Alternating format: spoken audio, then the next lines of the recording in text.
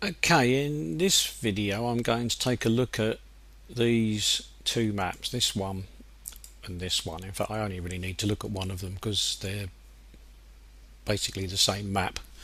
The values might be slightly different, but they're basically the same map. Now, these could be considered to be EGR or exhaust gas recirculation maps, but they are looked at from a slightly different perspective, which is why they don't look like exhaust gas recirculation maps. Sometimes winols picks these up and sometimes it doesn't, and they're not always present anyway. Or what could happen is these might be present and the traditional looking EGR type map that I looked at on the previous video isn't present.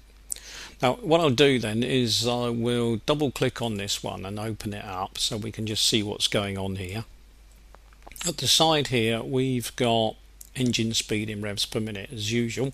and if I go over to there you'll see the numbers change to the original values, so they went up to 8,500, which as a engine speed is 4,250, and along the top I've got injection quantity milligrams per cycle, and again that's currently reading up to 55, but the original value would have gone up to 5500. We won't worry too much about that. Factors and offsets the same as usual, so there we've got 0.5 for engine speed, we've got 0.01 for injection quantity, so the same as they were on the previous video that I looked at, so I'll just get rid of that. And what we've got here is the same sort of output that we would have expected to see on an exhaust gas recirculation map, but it's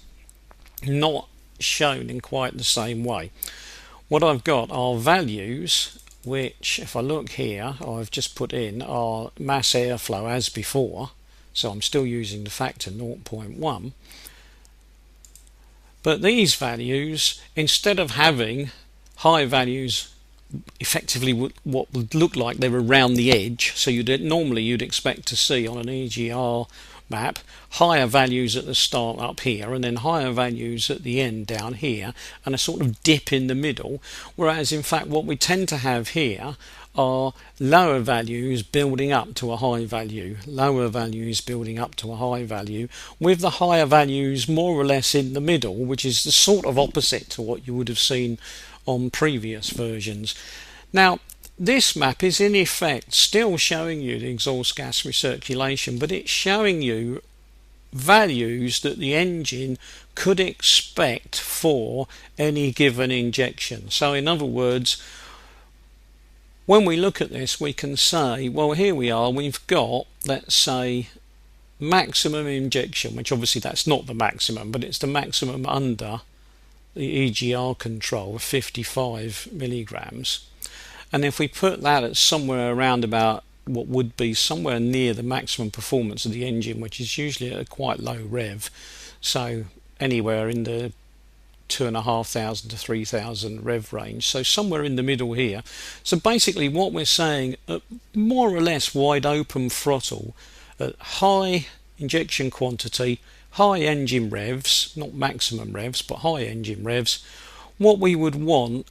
is about 1,000 milligrams of air. So this map is showing us the amount of air that we could reasonably expect to have for our mixture for us to get good combustion. So it's a sort of cross between an EGR valve and a smoke map, because it's showing us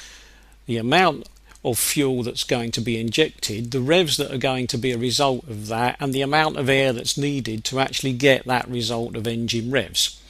And so it becomes fairly obvious that if we have a low amount of fuel injected, then we will not need anything like as much air, so the air value is much lower, and as we increase the amount of fuel we're injecting, the more air we need to put in. Now, depending on how the ECU has been set up, these two maps can be used to determine the exhaust gas recirculation instead of the ones that are here,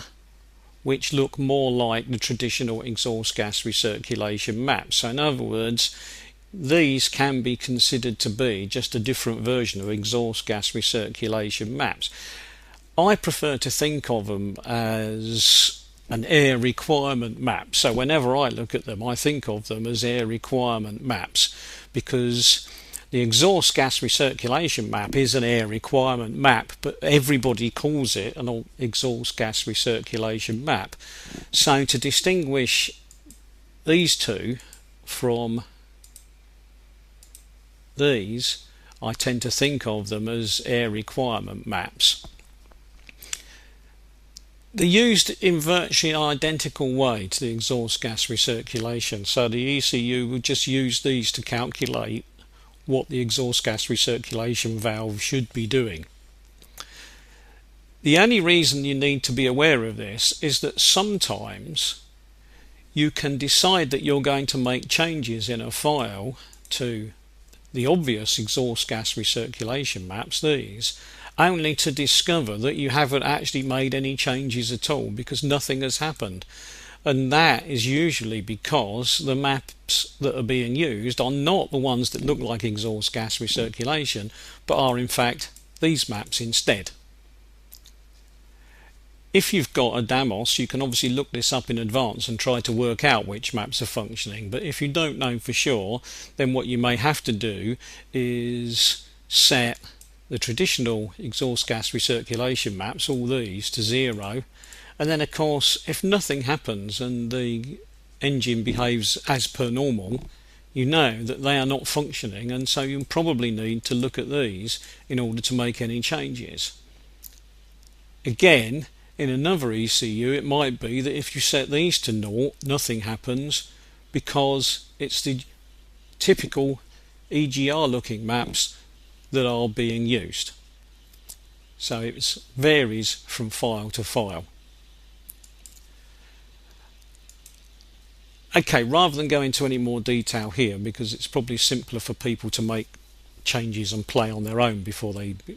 decide what to do next, so rather than go into any more detail, I'll stop there.